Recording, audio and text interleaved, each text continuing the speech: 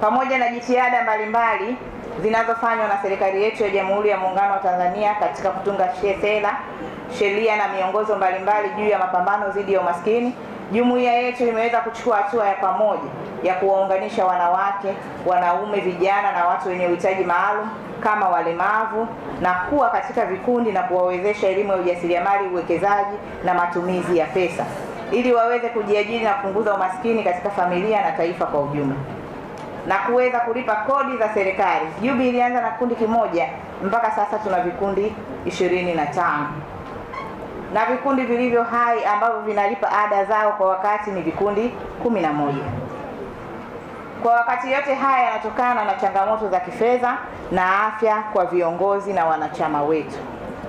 Ndugu mgeni rasmi, pamoja na jitihada zote za maendeleo ya taasisi yetu, tumeweza kuunganisha umoja wetu na kuona kuna umuhimu wa kutoa msaada kwa watu wenye mahitaji maalum. Kwa siku ya leo tutakuwa na watu ambao wana mahitaji maalum, tukiwemo wazee na wale ambao wanaishi kwenye mazingira magumu. Tutaweza kuwapatia msaada siku ya leo, na tunaomba tushirikiane na wewe kuweza kuwakabidhi kile tulichojaliwa na Mwenyezi Mungu. Changamoto tulizo nazo zinazotukabili taasisi ya Jubi, kuna baadhi tumeweza kukabiliana nazo kwa kushirikiana na shirikisho la vikoba sambamba na rais wetu. Kwanza kabisa, tuna changamoto ya ukosefu wa fedha na rasilimali ya vifaa inayotokana na wafadhili wa ndani na wa nje, ambapo mapato yetu yanatokana na wanachama na wadau wa maendeleo. Tumekuwa tukitoa fedha kutoka mifukoni kwetu tangu tulipoanzisha taasisi yetu. Tuna mapungufu ya kupata wadau, tumeshindwa kupata pesa ya serikali hasa 10% kutokana na masharti kuwa magumu. Kutokana pia tunaweza tukapeleka kikundi na bado kisitembelewe, kikaonekana sio kikundi sahihi. Ndugu mgeni rasmi, kupitia kongamano hili tunakuomba kwa nafasi yako, na Mwenyezi Mungu atakubariki, ukawe diwani, ukatetee makundi haya ya vikoba yaweze kupata mikopo ya serikali hasa ya 10% kwa urahisi, lakini pia ukazungumze namna gani tunapata changamoto ya kukutana na maafisa maendeleo wetu wa kata, wanatuona sisi kama sio watu sahihi kwao. Tunapenda ukatusemee hili na wajue sisi tupo kwa ajili ya kuhakikisha mafanikio ya wananchi, na tupo na vikundi sahihi, kwa sababu halmashauri imetupa access ya kuweza kusajili hivi vikundi na wao wanalitambua hilo, kwa maana tunakutana nao kwenye vikao vya kuhakikisha makundi haya yanasajiliwa. Lakini kwetu imekuwa changamoto, tukiwapelekea hivi vikundi kuwapa mikopo, wanatamani kuwapa mikopo vile vikundi wanavyosimamia wao kwa usajili. Tunaomba tukasaidiwe hili, na imani ilipo ndani ya uwezo wako. Ndugu mgeni rasmi, tuna changamoto ya vifaa vya ofisi ikiwemo kompyuta, printer machine na vifaa vingine vya elektroniki vya kuweza kufanya shughuli zetu kuwa za kisasa zaidi, na tunategemea zaidi stationery, ambapo kuna muda mambo yetu yanakuwa yanaibiwa.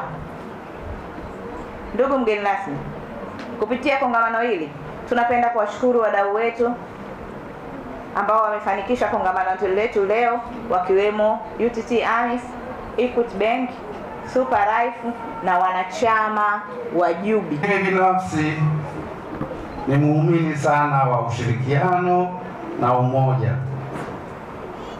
Ninatambua vikoba ni platform nzuri sana ambayo inaweza kutunganisha sisi wananchi wa hali ya chini katika kutatua changamoto zetu za kimaendeleo, za kiuchumi na maisha.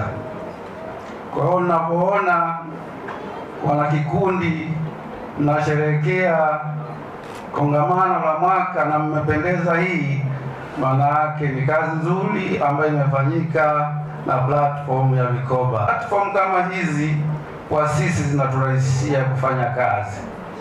Mimi natambua naenda kuwa bado ni mteule, naenda kuwa kiongozi wenu wa wananchi wa kata. Kuna fursa nyingi zipo ndani ya kata.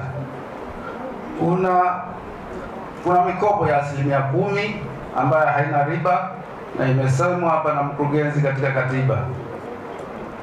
Mimi siwezi kuisimamia ile mikopo bila kuwa na vikundi. tunatambua iko 4% akina mama. Akina mama oye!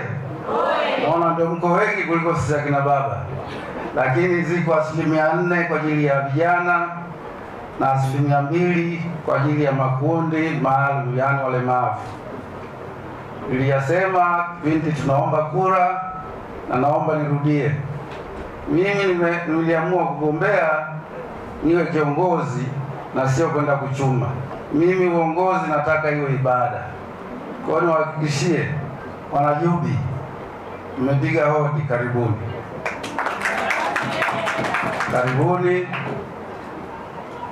Jubi nimeambiwa iko mtaa moja, iko Ngware, si ndio? Si kata yetu ina mitaa 8.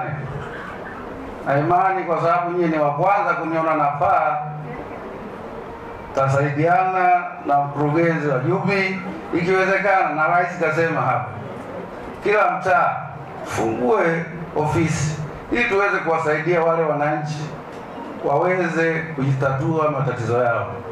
Kwa hiyo mimi niko sambamba na nyinyi Jubi, kwa sababu natambua umuhimu wa vikoba, na najua bila vikoba pesa nyingi kutoka kwa vikundi mbalimbali ambaye havina nidhamu ya pesa, hazina elimu ya ujasiriamali, zitaenda hazitarudi. Kwa hiyo mimi natambua umuhimu wa vikoba, na rais kasema vizuri, sio kuwezeshana tu, pamoja mnapewa mafunzo jinsi ya kutunza pesa. Ndio maana nimeona leo kuna vikundi, kuna taasisi za kifedha ziko hapa zinatoa elimu. Kwa hiyo nawapongeza sana kwa kongamano zuri. Kwa kuanzia, mimi kama diwani mteule najitolea kutoa kompyuta ya mezani na printer moja. Platform ya mfumo wa vikoba ndiyo mkombozi kwa wajasiriamali na wafanyabiashara wa kati na wa chini. Ikikupendeza, kwenye mmoja ya mkakati wako wa kuleta maendeleo kwa wananchi kwa mwaka 2026-2030, kwenye strategic plan yako, basi Jubi wawe nyuma yako kwa ajili ya kufungua vikundi kwenye kila mtaa. Mimi na imani inawezekana kabisa usiwe na fedha nyingi za kusaidia kila mtu, lakini platform hii ya Jubi inaweza kusaidia kuhakikisha kwamba wananchi wakajisaidia wenyewe. Na mimi niseme, Mheshimiwa mgeni rasmi, sio kwamba Watanzania hawana pesa, ila Watanzania tunazo pesa ndogo ndogo ambazo tunakosa platform za kutunza zikawa nyingi. Nikuombe wale wajasiriamali waliopo katika kata yako, tuwatengenezee vikundi ili iwe rahisi kuweza kuhakikisha kwamba fedha zao zinaseviwa, na tunahakikisha tunawajengea nidhamu ya fedha, ili siku ukimaliza awamu yako hii kwa kujiandaa na awamu nyingine, useme kuna wajasiriamali walisaidika kupitia platform ya vikoba. La mwisho, ndugu zangu wana vikoba, mimi huwa ni mpenzi wa kuzungumza juu ya maendeleo, lakini nichelee kusema kwamba Mungu hawezi kutuma manabii tena wakaja kwenye maisha yetu kuja kubadilisha maisha yetu, isipokuwa jitihada zetu sisi ndizo zitakazotusaidia kuweza kufanikiwa. Niwaombe kila mmoja kwa nafasi yake, na kila mmoja kwa itikadi yake, na kila mmoja kwa biashara yake, tukaweke jitihada za dhati katika kuhakikisha kwamba tunafanikiwa kutimiza yale malengo tuliyokuwa tunataka kuyatimiza. Na mimi nataka niwajuze kwamba hakuna starehe nzuri kwenye maisha kama starehe ya kutimiza malengo.